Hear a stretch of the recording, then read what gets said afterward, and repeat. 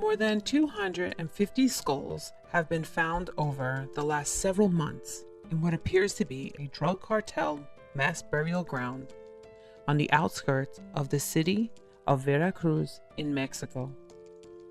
In this particular mass grave, only 2 bodies were actually identified: a police detective named Pedro Huesca and his assistant.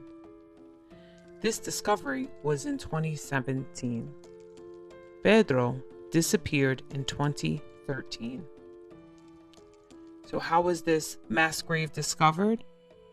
By one of the mothers of those who have disappeared. There is actually a group of mothers and supporting members that call themselves Colectivo Solecito.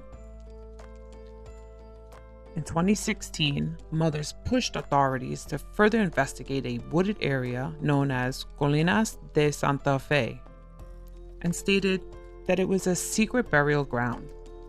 With no support, they decided to prod and start digging around. They discovered about 125 pits containing about 253 bodies. No one knows when the cartel started using this site, nor how many bodies are actually there. In this part of town, there are over 2,400 missing persons reported. The state had long been dominated by the ferocious Zetas cartel. It was around 2011 when the Jalisco New Generation cartel began moving in, which resulted in bloody turf battles. The Zetas were created in the 1990s as the enforcement arm of another powerful criminal gang, the Gulf Cartel. They were made up of defectors from an elite military unit and quickly became known for their brutality. When they split from their former Gulf Cartel allies, a violent turf was ensued. Decapitations and dangling bodies from motorway bridges became a particular trademark of the gang, which sought to intimidate its rivals by using particularly gruesome tactics.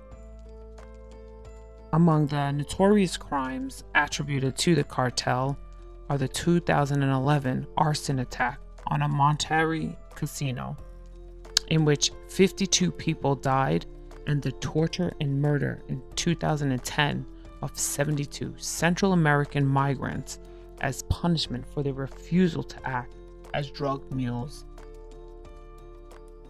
With the Gulf Cartel losing ground, the Zetas are believed to have had less need for violence and instead concentrated more on extortion and drug trafficking.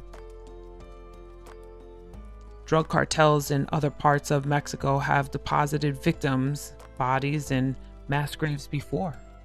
In the northern state of Durango, more than 300 bodies found in a clandestine mass grave. There are many others in the state capital. Excavation started in April 2011. Those burial pits were excavated in part with the use of backhoes. More than 250 bodies were discovered in April 2011 in burial pits in the town of San Fernando, close to the U.S. border.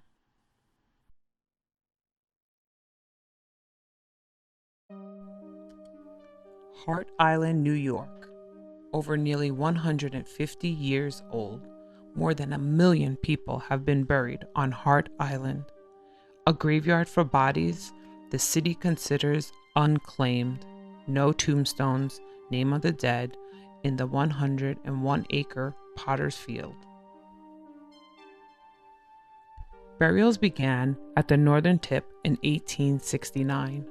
To this day, twice a week, bodies are ferried to the island, along with inmates from Rikers Island who were paid 50 cents an hour to bury the dead. If your body was donated to science, it can be about 4 years later that you are considered unclaimed and are buried with 149 bodies in, let's say, Trench 477.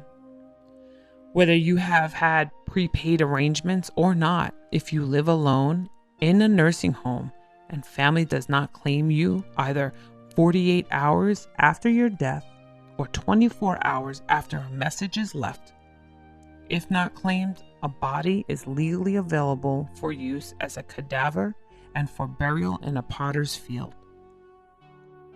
Medical schools have the right of first refusal. The bodies they reject are passed to mortuary classes for embalmment training, which is required for a funeral director's license. If you are not needed in the medical world, then most likely the city already assigned a corrupted attorney as your guardianship who took everything you own, including your monthly Social Security, petition you unclaimed, and have you sent to Hart Island.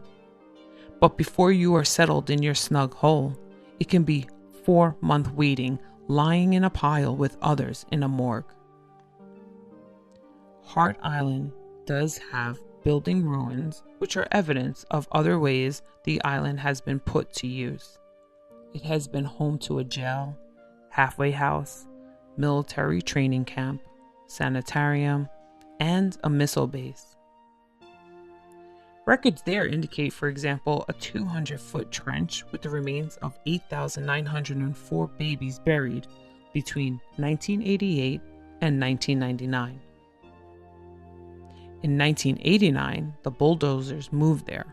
Burials fill about 500 feet in trenches a year. At the southern tip of the island, 16 people with AIDS were buried at the height of fear and ignorance about the disease in the 1980s. Those bodies were buried under 14 feet of soil instead of the usual 3. In 2006, the city of Queens, New York, referred 80 unclaimed bodies to medical schools. There was a Mrs. Dickerson whose children visited frequently, was among them and not unclaimed, labeled, not a matter of public record, but her burial site is Trench 331 with 162 other bodies. During her nursing home stay, she was assigned a guardianship. Well, even as her grave sank under bulldozers digging new trenches for the unclaimed, the unpaid tax liens on her house were being bought at auction, repackaged, and resold for profit by various hedge funds. If you have a Hispanic last name, you might be in Trench 357. Of the more than 65,000 people buried on Hart Island since 1980, at least 52,000 died in hospitals or nursing homes. Another story, Miss Murray had $6,887 left in her personal account, but she was buried as an indigent because the nursing home, which had collected $1.1 million from Medicaid for her care over the last decade of her life, failed to turn over her remaining funds promptly.